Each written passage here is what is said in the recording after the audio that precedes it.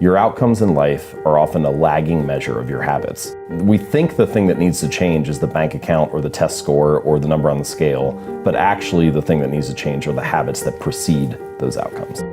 Rather than making the goal the default, the thing that you focus on almost exclusively, let's make the system the default, and then only check in on the goal occasionally to see if we're moving in the right direction. Achieving a goal only changes your life for the moment. It's actually not the thing that you're looking for. We think the results are the thing that needs to change, but it's actually the process behind the results. Like, if you have a messy room, let's say your bedroom is a mess, and you set a goal to clean that room, you can get motivated and do it for 2 or 3 hours, and then you turn around and you have a clean room for now. If you don't change the messy habits that led to a dirty room in the first place, then you turn around 2 weeks later and you have a messy room again. And so actually you don't need a clean room, you need better cleaning habits, and then your room will always be clean. You don't need to lose weight, you need better eating habits, and then your weight will always be around where you want it to be. You don't need more money, you just need better financial habits, and then you'll always have enough money to manage the thing that comes up. And I think that's one of the reasons why small habits matter so much. They don't necessarily transform your life overnight, right away. Like, doing one push-up does not transform your body, but it does cast a vote for being the type of person who doesn't miss workouts. Or meditating for 1 minute might not give you an immediate sense of calm in your life, but it does cast a vote for being a meditator. The real goal is not to run a marathon, the goal is to become a runner. The goal is not to write a book, the goal is to become a writer. Because once you've adopted that identity, you're really not even pursuing behavior change anymore. You're just kind of acting in alignment with the type of person you already see yourself to be. It's kind of like true behavior change is really identity change. Because once you've changed that internal story, it's way easier to show up each day. You're not even really motivating yourself that much to do it. You're just like, this is who I am now. There's sort of this like yo-yo effect, you know? Right. Like someone trains for a half marathon and then they run the race, and that race motivated them to train for the last 3 or 4 months. And then the race ends and they stop, they take a week off, then a week turns into 2 weeks, then 2 months and so on. And then they turn around like 4 months later and like, man, I haven't ran in months. Like I need to sign up for a new race or something. Because if it's all about the goal, as soon as the goal is achieved, you don't have that motivating you anymore. But if instead it's about being a runner, then even once you finish the race, you still have a reason to show up again the next week because you're like, well, that's what I do is I run. That's who I am. Right. And so I think that's a more, in pretty much any domain, true long-term thinking is really goalless thinking. It's much more about being that person, developing that identity, following that system, and then you just happen to realize your potential along the way. So what you come to realize is that your habits reinforce a particular identity. And sometimes this can be positive and sometimes it can be negative. The story could be things like, I'm bad at math, or I'm terrible at remembering people's names, or I'm not good at remembering directions to places. Yeah. And all of those that's just an internal story that you tell yourself, but each time you have an experience that reinforces that, the story gets solidified. And so I think the method, the takeaway here is that every action you take is kind of like a vote for the type of person you want to become. And if you can master the right actions, if you can master the right habits, then you can start to cast votes for this new identity, this desired person that you want to be. Good habits become easy habits when you can learn to find joy in delaying gratification. There's no rush. Build for the long term, guys. It's as if they're standing at the foot of a mountain, they can see the summit, they can see the thing they want to make an impact. What they don't see is the mountain. This large, immovable object. You can go up fast, you can go up slow, I don't care, but there's still a mountain. What they don't understand is that life, that relationships, and career fulfillment are a journey. There's no app for that. I got nothing. You gotta go through the slow, plodding, annoying, meandering process called career and life. Everything in my life, when something got hard, I quit. I wasn't great at reading, I wasn't great at writing, so I just quit. I couldn't catch on as fast as you. I had to work harder than you, so I quit. Like, man, if I could just go that distance, that extra mile, to just go, just to finish. I want to feel victory, and victory for me wasn't winning, it was just finishing. This is one of the things that's challenging about building better habits, is that they're very easy to dismiss on any given day, right? Like, what is the difference between eating a burger and fries for lunch or eating a salad?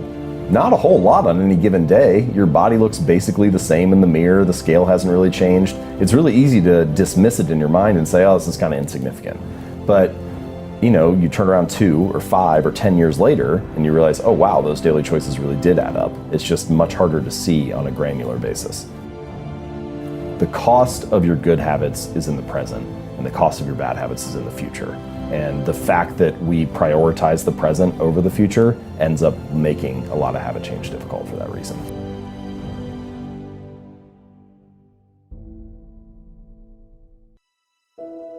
The ultimate form of intrinsic gratification is a reaffirmation of your desired identity. So if your desired identity is, I'm the type of person who doesn't miss workouts, or I'm an athlete, every time you're doing a squat, literally you can be in the middle of the rep and you're already getting gratified because you're acting in alignment with the type of person you want to be. It's like, oh, I just did that rep, I didn't miss this workout. That feels good. Now, I do think it takes a little while to get to that point where that actually feels like you. You can imagine somebody goes to the gym for the first week or the first month. They don't quite identify that way yet because they haven't spent enough time there. Steven Pressfield, I think it's in the Warbard, he has a piece where he talks about a wolf and how the wolf develops a territory, right? Okay. But the only way that it develops a territory is by being there, by walking around the terrain every day. And then it starts to feel like, this is mine, this is my home. And he talks about writers doing that by you make the chair and the computer and the desk in your office your territory, it becomes your terrain. And I think that is true for most habits too. Like when you walk into the gym for the first time, you feel very uncertain. It's not your territory. You don't feel like it's your terrain.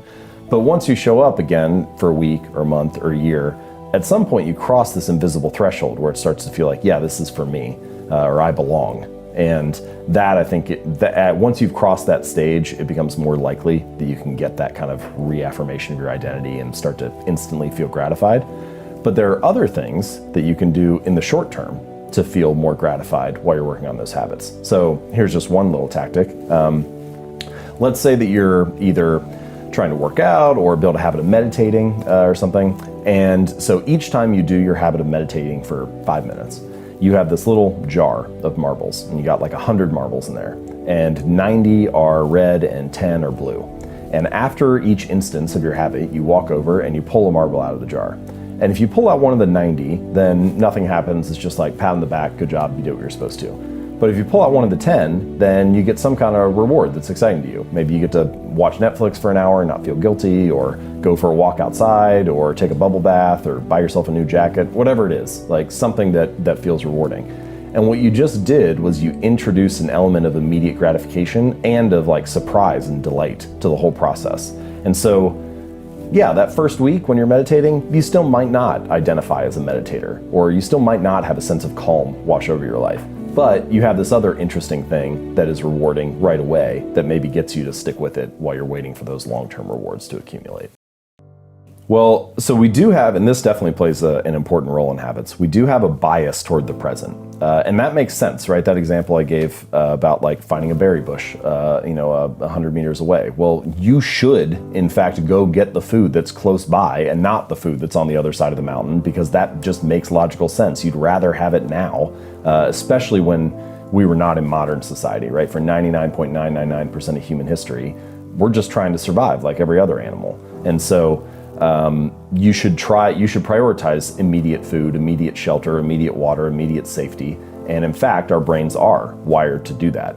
But modern society is a whole different ballgame, because we have all these things that actually you should prioritize delayed outcomes. So you go to college now and then you graduate in 4 years. You save for retirement today and then you retire decades from now. You show up at work this week and then you get a paycheck in a month. And so it's actually there are all kinds of things we do in modern society that require you to delay gratification, and that runs a little counter to what our wiring is, or what our biological preference is.